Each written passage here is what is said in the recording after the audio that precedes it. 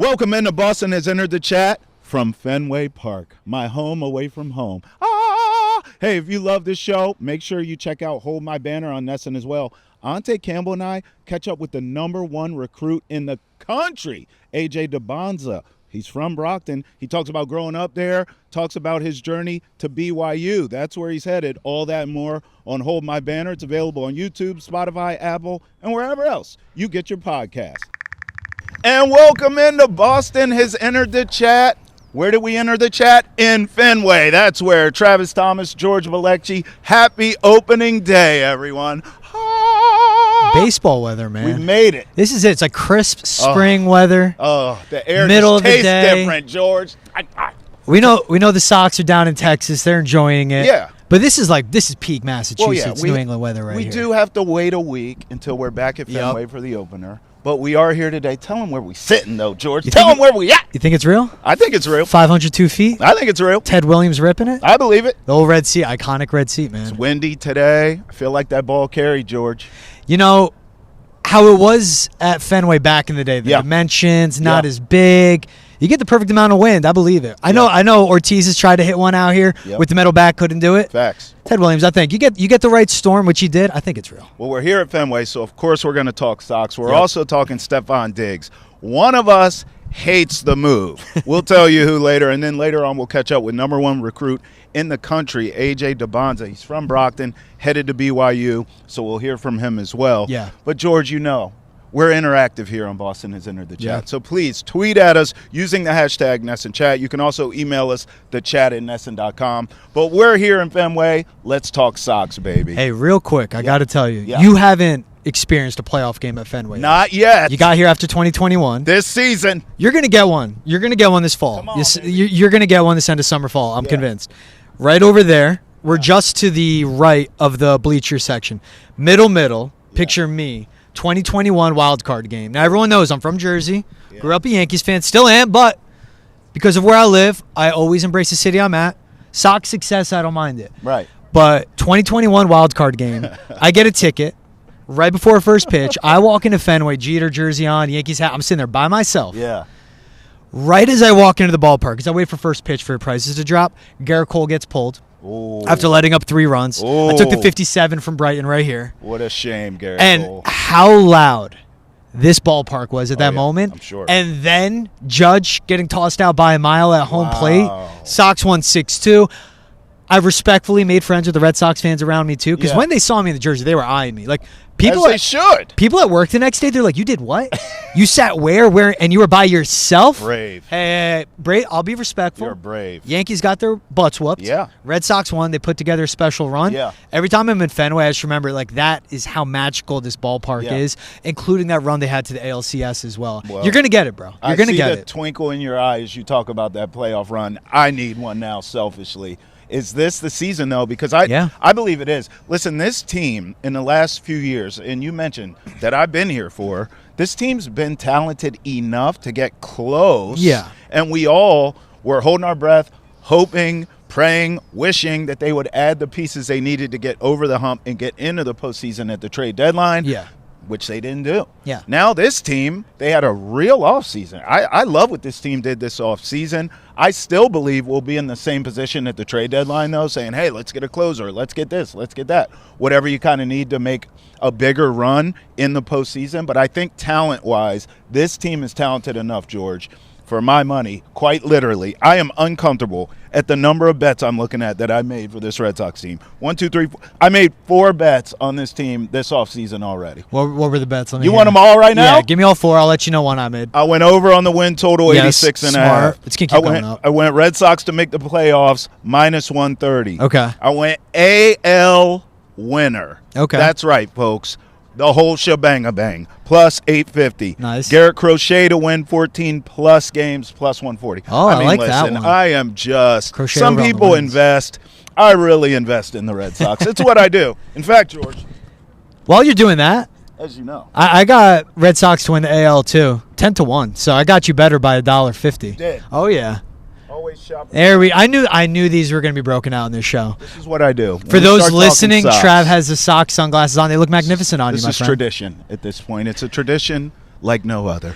Travis Thomas wearing the Red Sox shades. You'll see a return of a tradition. I like that they're going to make the postseason. Like, if you look at the overall outlook on the division alone, Gunnar Henderson's banged up for the Orioles, so he's going to get off to a slow start. And they lost Corbin Burns. Their whole rotation, everything took a step back. Yep.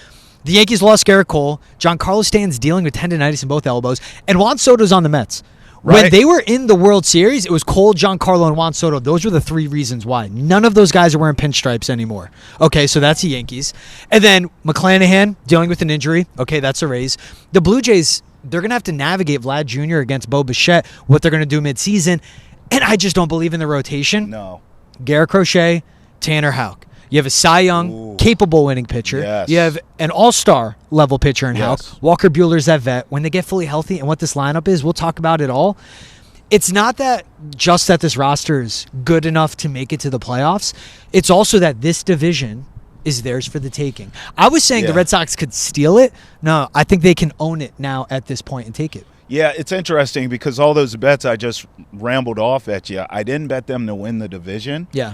And it's not that I don't think they can. It's just something I wasn't willing to bet because the Yankees, look, all their issues, all the injuries, everything you laid out, they're still a tough team. The Orioles, even though they're young, they haven't quite figured out how to win yet. I agree with you.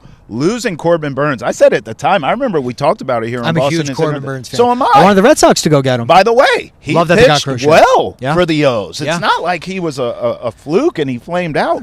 I thought it was a mistake letting him walk. Yep. So I look at the O's. It's still, even with all that with the Yankees, both of those teams are still talented enough. Yeah. We know they're going to be in a playoff race at worst for a wild card. Yeah. They could win the division. I'm not going to lose any sleep over that. I wasn't willing to put my money where my mouth is in that case of them winning the division. Yeah. That's why I just jumped. I played leapfrog, and I went Red Sox to win the AL. Because I don't give a damn if you win the division or you get in as a wild card, get into the postseason. The way this team's constructed, I believe they can win a, dare I say, mediocre-ish AL. I don't think this is a great American league. Yeah, the NL is so stacked. It is. And the American League, I really love the Royals lineup. I think Bobby Wood Jr. ends up winning MVP. But they're young. Their pitching is just like inning eaters. Yep. Just eat up starts, eat up innings instead of like shut it down guys. The Astros, man, they got like Jose Altuve playing left field. It's kind of a reset. No, the Mariners, I don't believe in that lineup. I think they'll get back to the postseason, but Julio Rodriguez is great. Yes. Again, it's just the rest of that lineup. I don't agree. see it. Tigers, we talked about this young. division. Tigers are good. But again, Tigers can make noise. They have Tariq Skubal. But it's the same thing of that lineup doesn't have the power that the Red Sox do. That's right. And it's, again, of the rotation, its overall structure. Yeah. Garrett Crochet is a linchpin of the success of this team. I really believe so. And if you ask him, he'll be like, yeah, that's how I want it to be. Yeah. He can win the Cy Young for sure. It's the fact that I have big belief in Houck. I have a massive belief in Walker Buehler on a one-year prove-it deal, but as a vet, when Bayo returns, when Cutter Crawford returns, they need to add in the bullpen. I think they need to add depth at first base and as another power bat just in this lineup. I wouldn't hate a closer. Yes. I wouldn't hate a closer. We'll see between Chapman and Hendricks and all that. But yes, it's that the structure that they have and with the AL, again, being wide open, it's there. There's no dominant team in the AL, and you're absolutely right. In the NL, it is loaded, which is why I did not bet. Did you notice there were no World Series bets on there? But just, hey, can you get in the postseason, and then we can have a conversation. That's what I would love to see.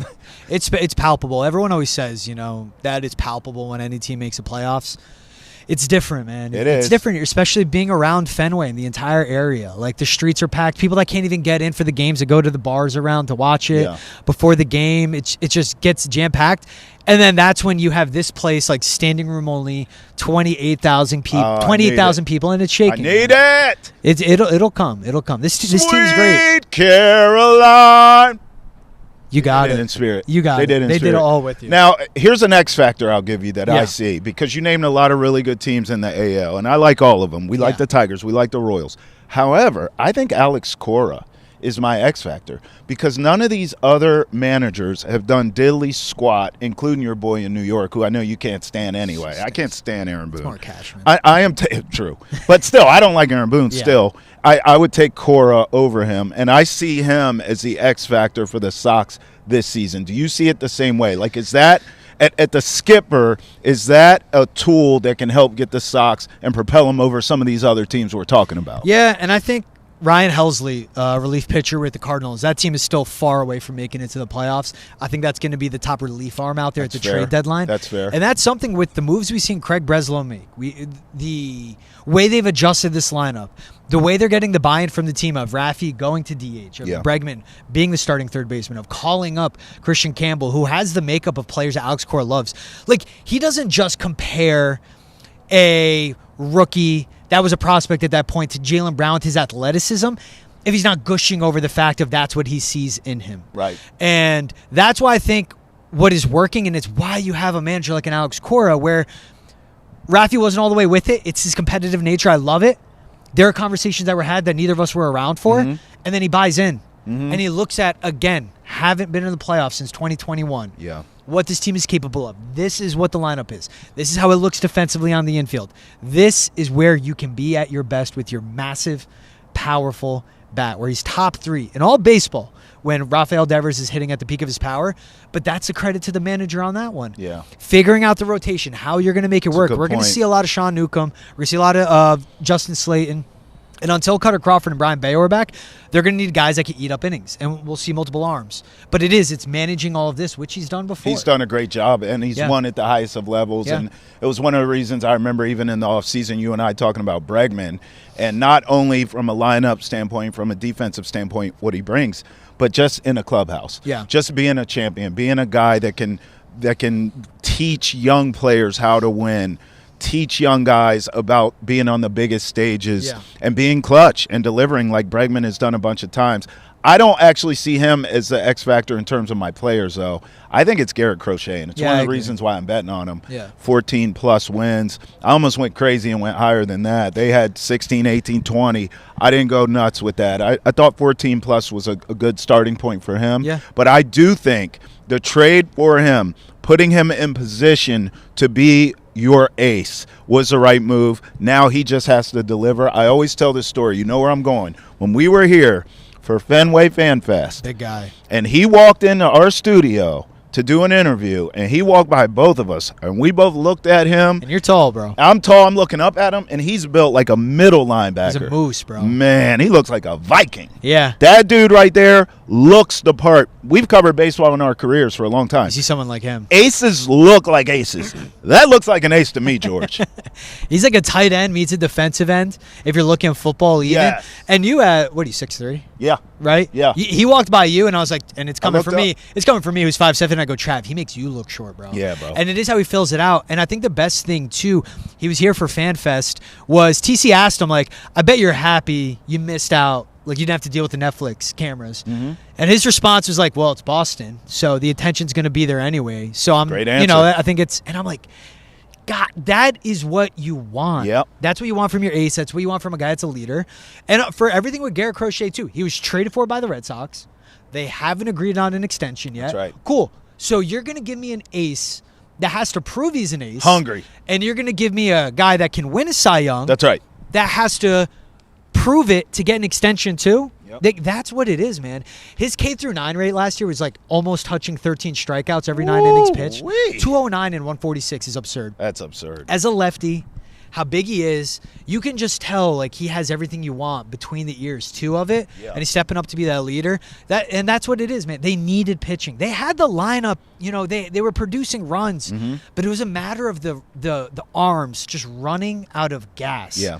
And that's why when you have a guy like Garrett Crochet who can be the ace, and then it helps out Tanner Houck to be that 2, and Walker Buehler to be that 3. Yeah. And then we'll see where Cutter Crawford and Brian Bayo finish. And if they build up the confidence, they take over. Yep. That's what's so crucial.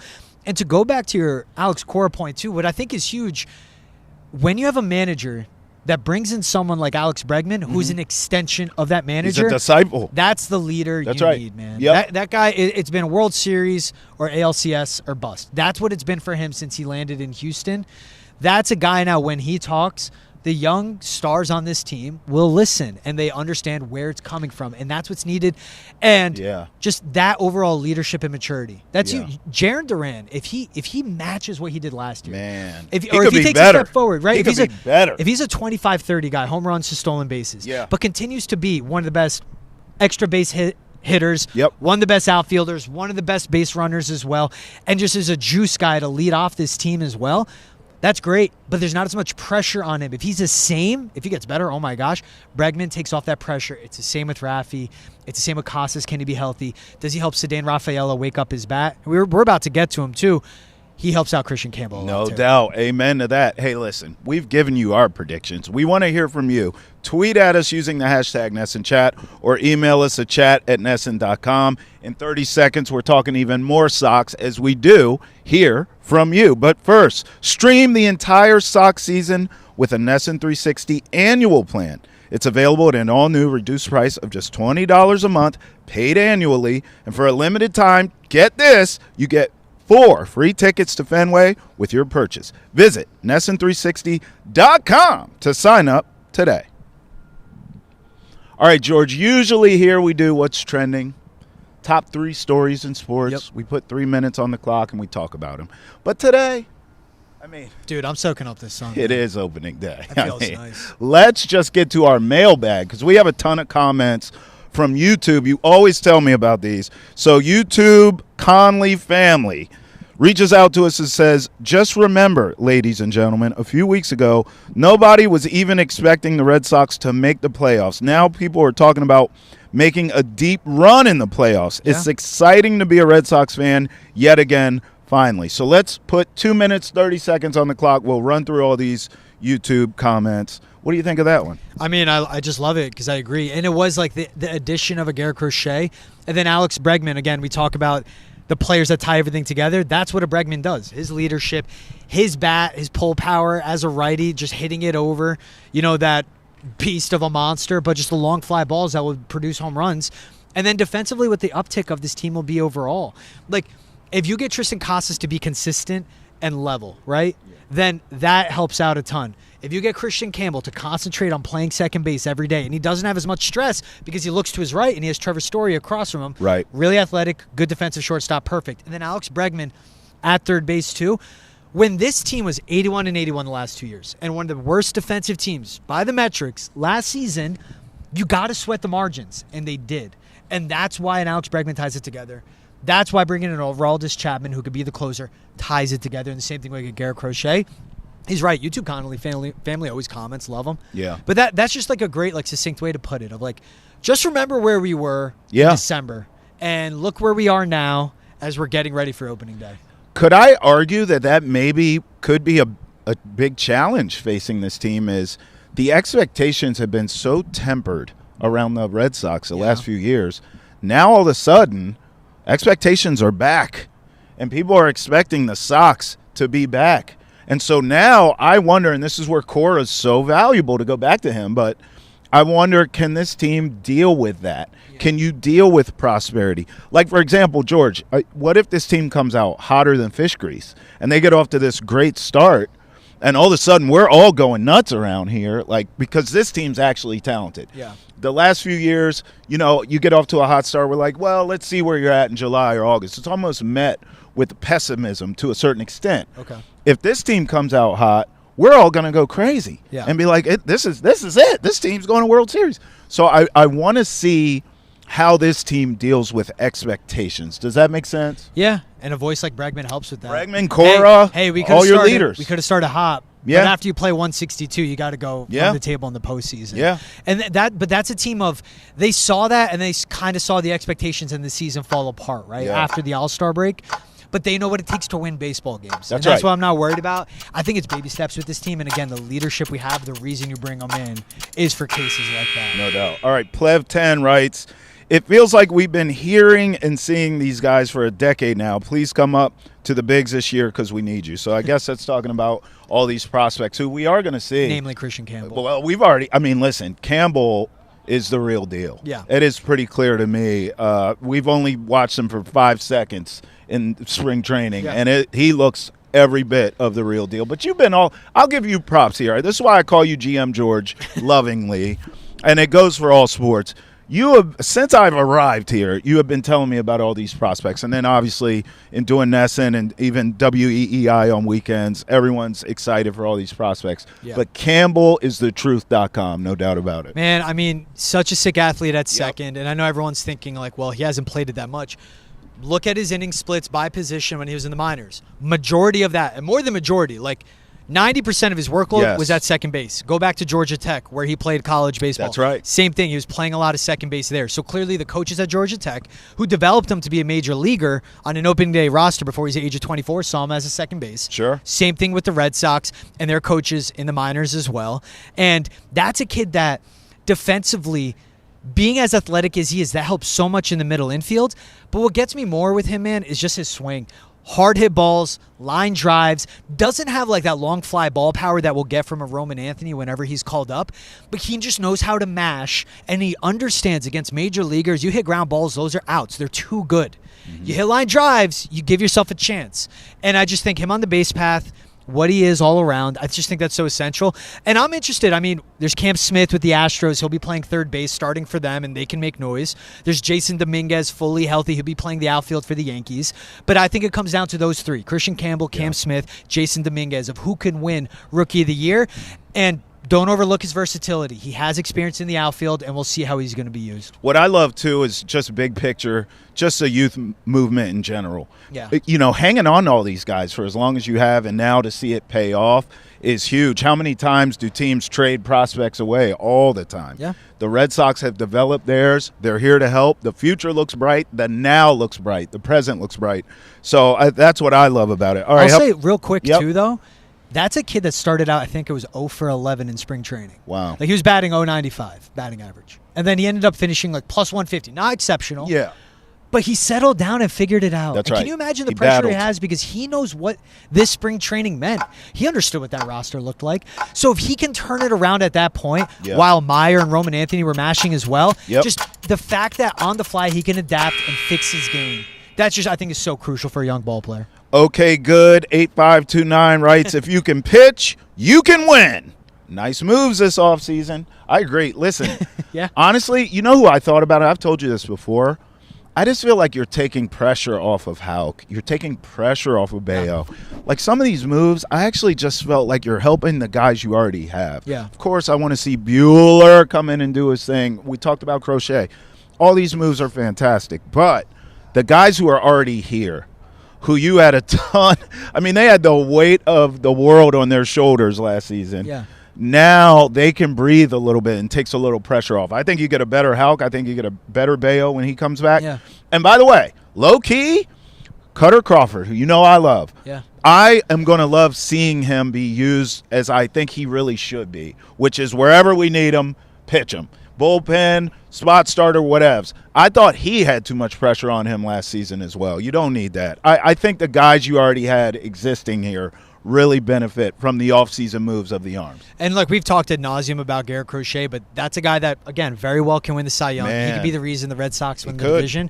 When you bring up Walker Buehler, it's him and Aroldis Chapman, the underrated additions. Because Chapman, World Series winning closer, has pitched in the postseason, multiple teams, multiple cities, Chicago and New York namely. There's a lot of pressure there. There's a lot of pressure here. And then with Walker Buehler, won a World Series, been in postseason runs as well. Like, that's what you need in your rotation, in your bullpen, in your lineup. Alex Bregman and Rafael Devers. Guys that have won at the highest level under the biggest of microscopes as well. That's what matters. So I love that point. If you can pitch, you can win. I mean, that's what it comes down to in the postseason. It always does. The Dodgers have, you know, they're not fair. Yeah. Don't bring them up. But their pitching figured its way out. Yeah. And that mattered. Yeah. And that mattered. You're going to have to talk me off that ledge. I'm just telling you now, if the Red Sox make the World Series, George, I am going to bet them to beat the Dodgers. That's fine. Do it. It'll be a great number. Yeah? I'm not going to talk. You're not going to talk me out of that? Why would I ruin this beautiful day with that? Why would I ruin this beautiful day talking that? I love it when you talk like this, George. As you heard, in my tone, I didn't want to mention that name. I didn't want to say the D word. I don't like talking. I just like one day let's not talk about that team out west. How Red Sox would it be though? Can we just dream today? Okay, let's do it. We're in Fenway. Yeah. How great would it be? Okay. Picture this. Okay. World Series. The Avengers. against like the misfits. Like this team, no one would give the Sox a chance, and they go out and shock the world. Jaron Duran staring down Shohei Ohtani. Belts one off him. David and Goliath, baby. Now Fenway at that point would be insane. All right, who we got next? We got I don't know how to say this. I'm not going to butcher Martin Albert 29. There it is. I got you, bro. They are deep this year. Even if Bayo's on the IL, you still have Crochet, Giolito, Houck, Bueller, Crawford to start. You also have depth with Priester and Fitz, who I know you love. I mean, that's what we just talked about. We're with you. We like this rotation. Yeah, and I think there's also depth there now, George. Yeah, it'll be Richard Fitz, Newcomb. I like he brings up Quinn Priester. It's just guys that have pitched in the majors. Yes. And every team's going to get injured. No one's going to be 100% through 162 games. That's right. And ready, real quick, let's just say this. Say it. I think I'm not going to say it again. Say it with your chest. Red Sox, relatively healthy, will win the AL. Relatively healthy, but you can say that for every team. Facts. So I say that because at points they will get banged up.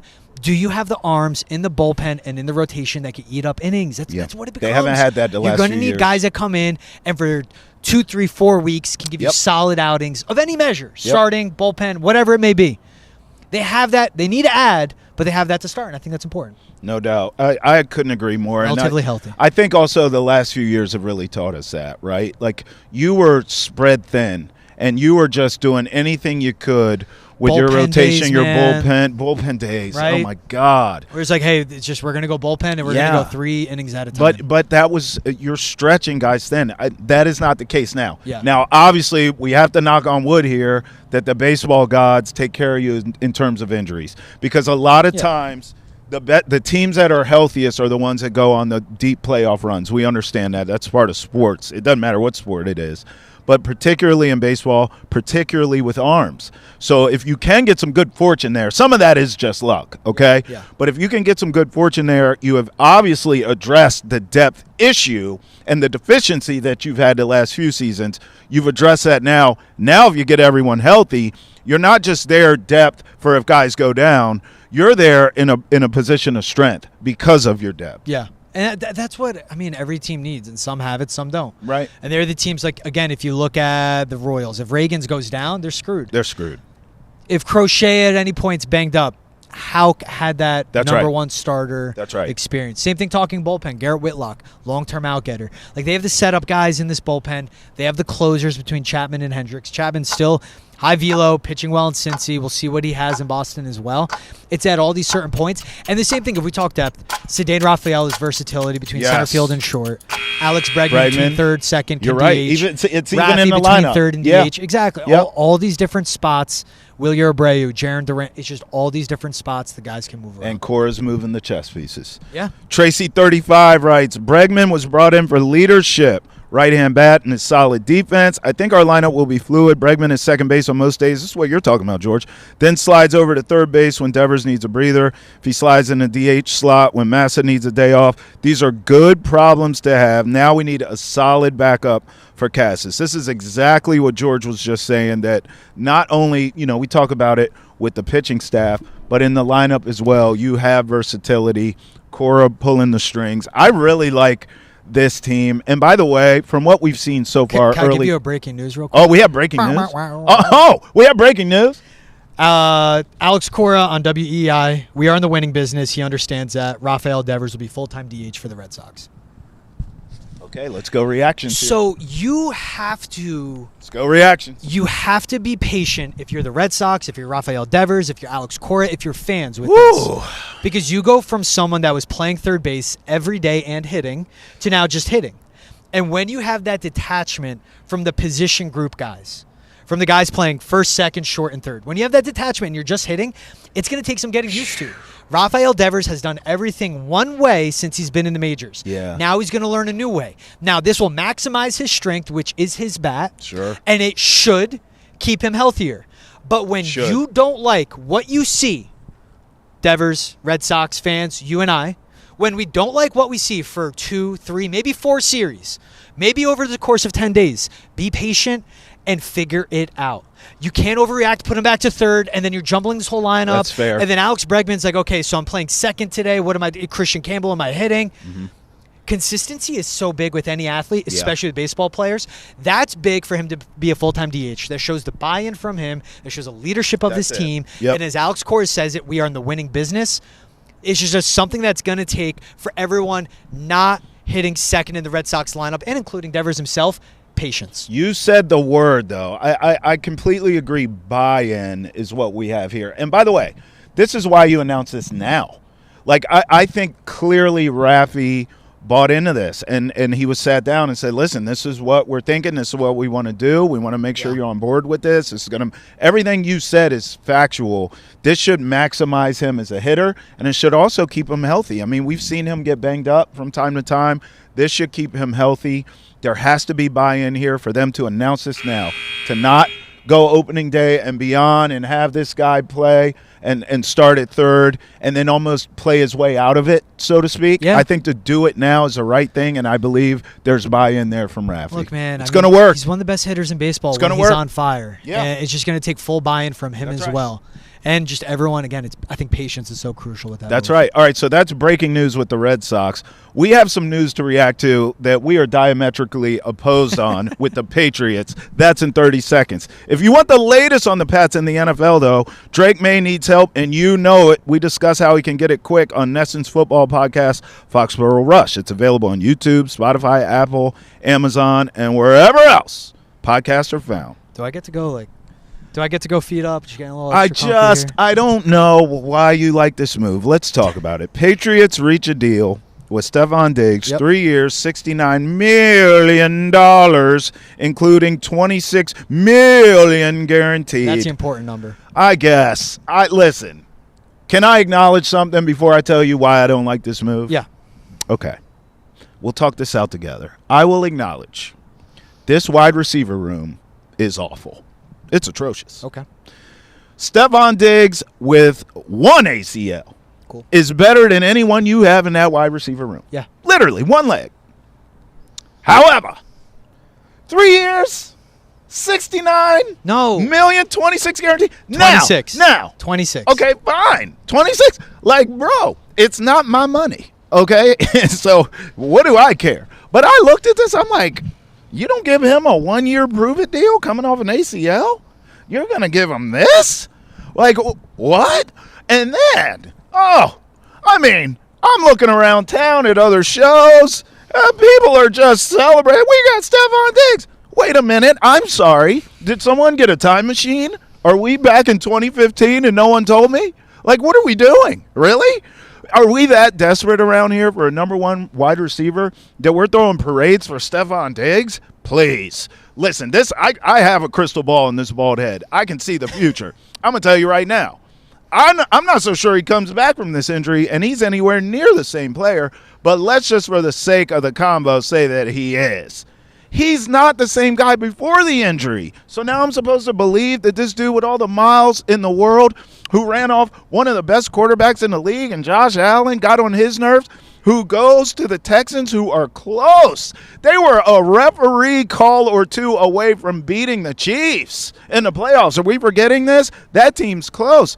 They're like, hey, man, good luck in New England. We're good with you. That's a red flag to me. And now I'm supposed to believe this guy who's coming off an ACL injury as a wide receiver whose whole game is predicated on route running and cutting and speed is going to come back and be great. And then what?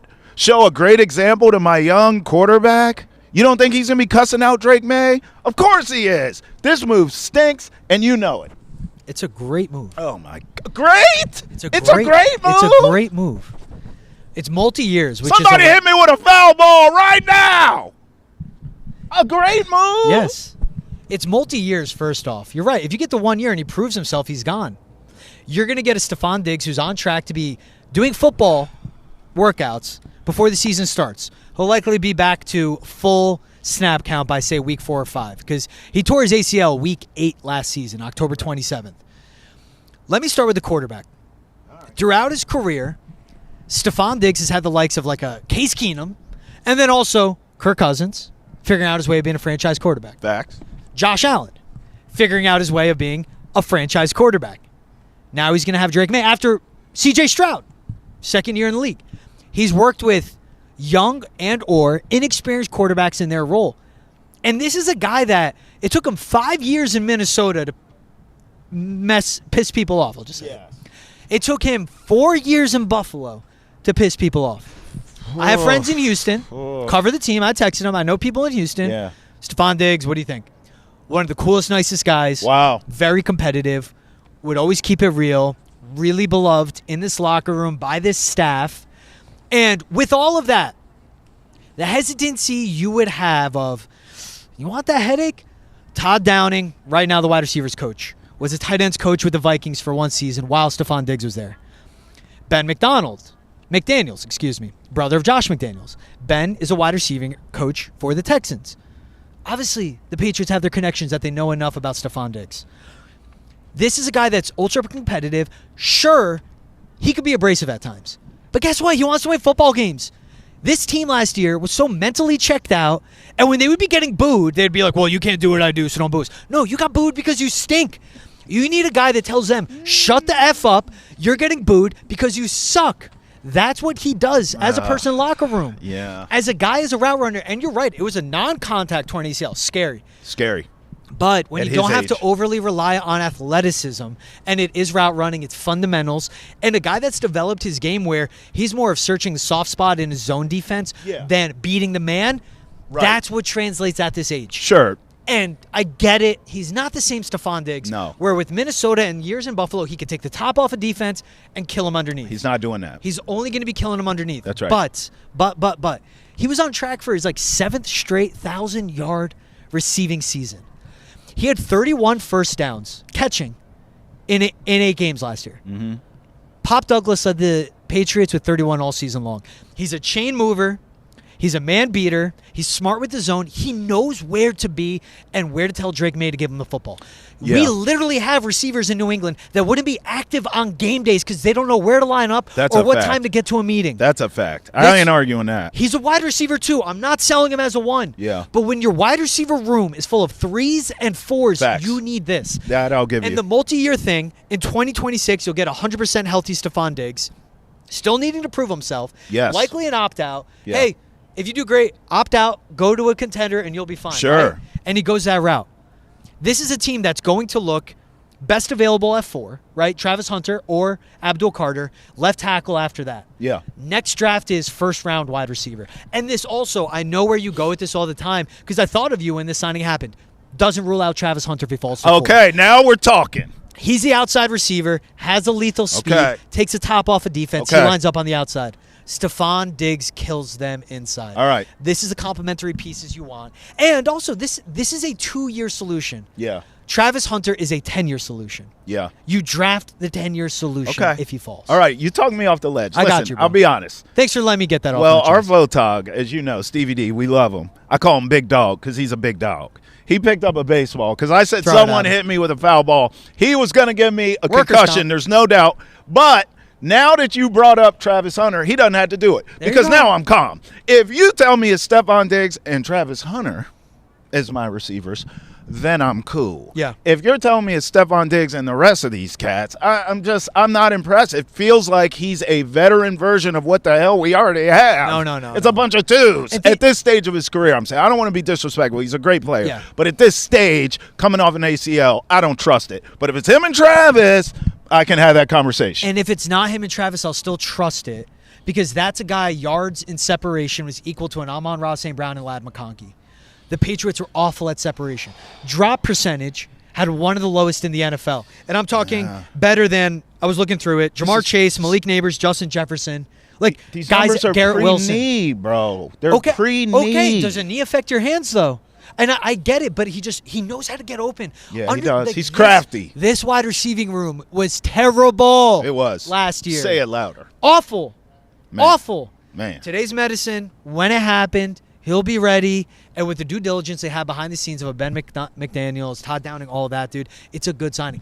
It's not what you want. And one more. Yep. Last year we saw them go, Calvin Ridley couldn't get it, moved on. Right. 2 years ago, it was DeAndre Hopkins couldn't get him, that's it. That's right. Right? Yep. This year it was T. Higgins, couldn't get him. Mm-hmm. DK Metcalf, Couldn't couldn't get get him. him. Even a Cooper Kupp, they entertained, couldn't get him. Chris Facts. Godwin, couldn't get him. Facts. They still got this guy.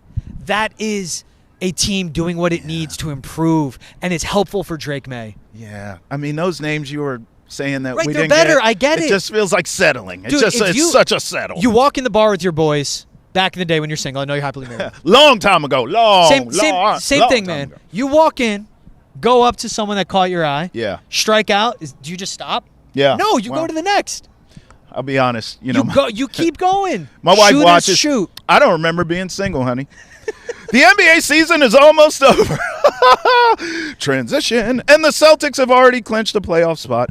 Will they repeat and claim Banner 19? You can find everything about the NBA and its culture on NESN's basketball podcast, Hold My Banner. It's available on YouTube, Spotify, Apple, Amazon, and wherever else podcasts are found. Speaking of hoops, my friend. Yeah. AJ Dybantsa Hey. came to Brockton. NESN. Talked to Ante Campbell and I. Yeah. He's from Brockton, the #1 recruit in the country. He's headed to BYU. We talked to him about everything. Gonna be the Growing up in #1 draft pick. Yeah, oh, no doubt about it. Growing up in Brockton, why he chose BYU. Here's just a snippet of that. Check it out. Obviously, you ended up choosing BYU. Can you just tell us ultimately why you chose that school? Yeah, I mean, a lot of people have their doubts, but on my visit, Kevin Young came from the NBA. Yep. Mm-hmm. They have, we call him Wiz. That's our strength coach because he's a wizard. He's the reason why Giannis is the way he is. Let's just say that. Hey. Their dietitian from the Phoenix Suns, Daniela. It's just an NBA. It's all NBA staff. So if my goal is to go to the NBA, I think they have the staff to get me to the NBA if it's all NBA personnel already. Hold up, bro. Let's talk about that weight room now because you have put some size on. I mean, you in that weight room? Yeah. Talk to us. Don't be humble now, AJ. Tell us what's going on in that weight room. He hiding You trying to be humble. Right He trying to be humble. Yeah. You yoked under that jacket. What's going on right That's now? high school, so I mean, you can't really physicality is gonna be physicality. It's wide ranges, but I mean, in college, it's really gonna tell because everybody bigger and stronger. So if you can really hold your own in college, then it's proven that weight room's working. Right now, I mean, athleticism can really get you anywhere, but in college, it all evens out. Well, let's talk about college because, like we said, BYU, it's on now. You became the highest-ranked recruit to ever commit to BYU.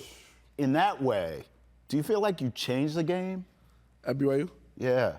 Like becoming the highest-ranked recruit to choose there, that's a big deal, bro. Yeah, That's it's a big making deal. history. It's a big deal, but I mean, I see the way they interact with the players now that weren't even ranked this high. So I mean, I think it don't matter if you're ranked 1 or if you're ranked 100, they're still gonna show you the same love. That's cool. And if you commit to BYU, it's just like a family.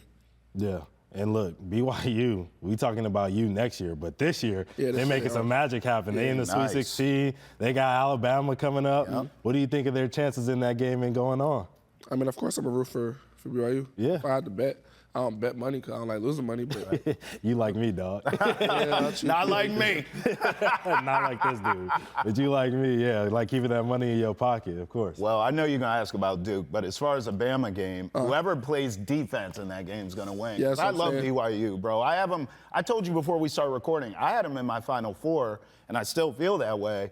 But somebody's got to play defense in that game because Bama nor BYU plays it right now. It's an offensive team. yeah, they're both in my top 4. So I mean, I went on visits to both. They play similar styles. Yeah, they do. They do. They score that basketball. Yeah, and I they know do. you do too. So you're going to help out with that. But other than scoring that basketball, what can you bring to this BYU team that they don't have right now or just add into addition to what they do have? Yeah, it's more so adding defense. I think I'm a two-way player. I just won Defensive Player of the Year for the Grantchester, which is the league we play in. Yep. So I just try to be an impact two-way. Like I said, I like Kawhi Leonard. I like Paul George. I watch those type of guys to make an impact on the defensive floor. Yeah. All right, now, BYU handles their business against Bama. You know who's up next. Yeah. I mean, if Duke can handle their business and get there, BYU and Duke, you talked about Cooper Flagg. How would you see that game playing out this season, BYU against Duke? Yeah, I mean, Duke's who they are for a reason. They got them guys. But, I mean, we're going to come with the chip on our shoulder. Yeah. Yeah, Duke don't really underestimate guys. They don't really underestimate other teams, so they go play hard. And we go play hard. The better team come on top. Yeah, look, all right, I got to ask you about just winning the gold medal because we kind of glossed over that. Like, you played USA, but you won the gold medal.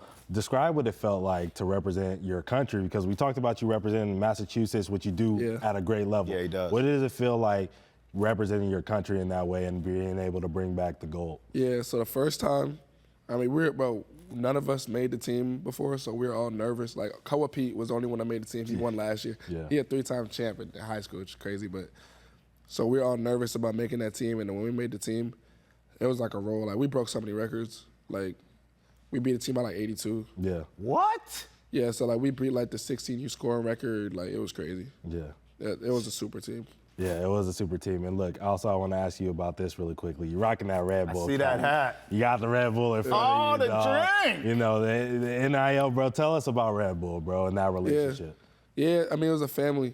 Yeah. I mean, I don't look for too many deals. I only got Nike and Red Bull right now. Yeah. I mean, I don't just want to get deals and deals and deals just to collect money. I'm trying to build, like, I'm a family guy. Like, I have 2 sisters, 2 parents in the household, so, I mean, all about family for me. Yeah, man. You got the family on because you rocking the Nikes, you got the Vomeros. I love the Vomeros, so 100%. What's No up? doubt. All right, now let me ask you this. We've seen scouting reports on you, but I want it from the horse's mouth. How would you sort of scout yourself as a player? Describe yourself as a player. Yeah, all-around player, 3-level scorer. I think I'm a playmaker, though.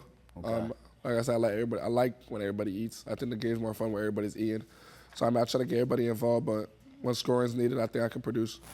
Where did that Rebound. come from about you, bro? Like, the everybody eats mentality? Because I imagine, as gifted as you are, you've always been the man on a team. No, I haven't. Really? Yeah, So that's what where it was. came from. I mean, I was always tall when I was younger, so I used to be like a big. Yeah. Mm-hmm. And then like in 4th or 5th grade, one of the coaches, Marvin, was like, "Yo, like you could be a guard."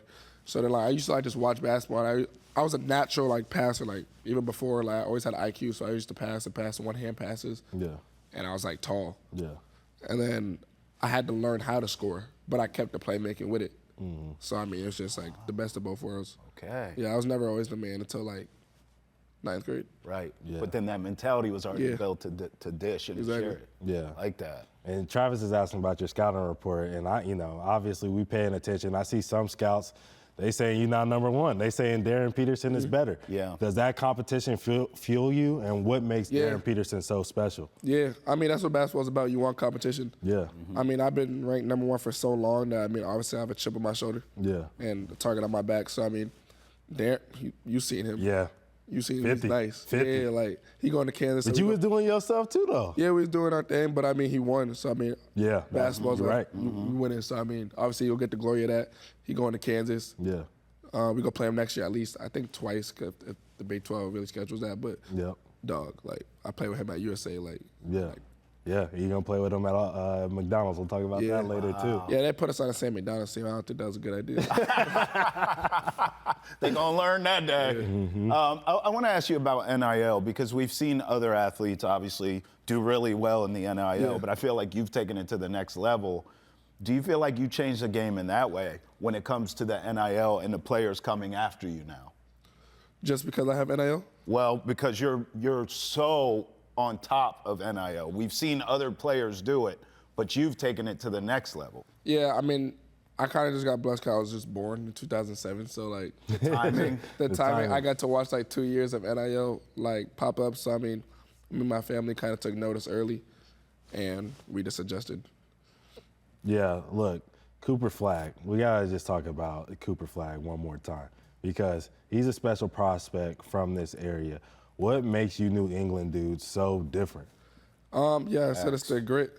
It's ultimately, I mean, the whole East Coast from Maine to Florida got that grit. Yeah. So, I mean, obviously New England's doubted, but we have guys, like we got Patrick Ewing, Shabazz Napier, we had Terrence Clark, like we had guys. So, I mean, like us getting doubted, I think that's just, it makes us over the top. No doubt. What do you see when you watch him? Because you've obviously played against him, and we'll get into some of those stories in Cooper Flagg. But you watch him now, you've watched his game develop over the years just like everyone else has.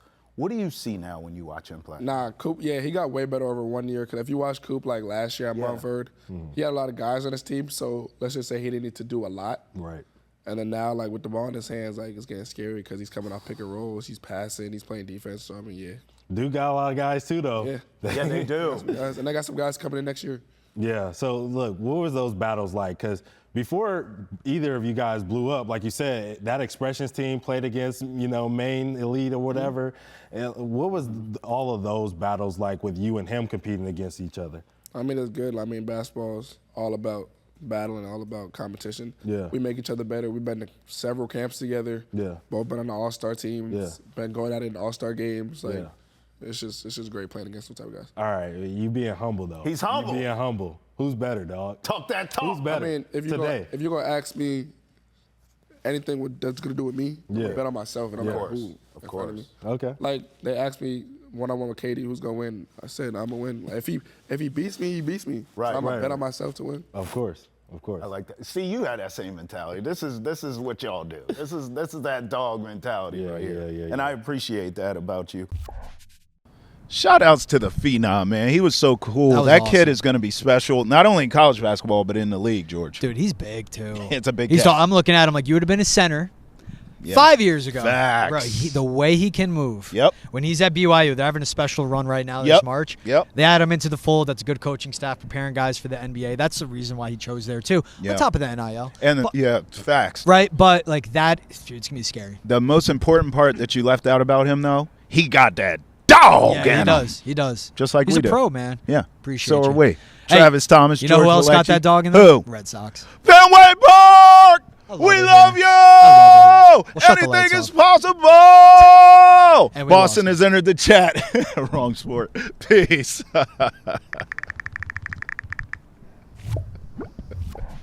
That's money. That was funny as hell. That was probably like 45 right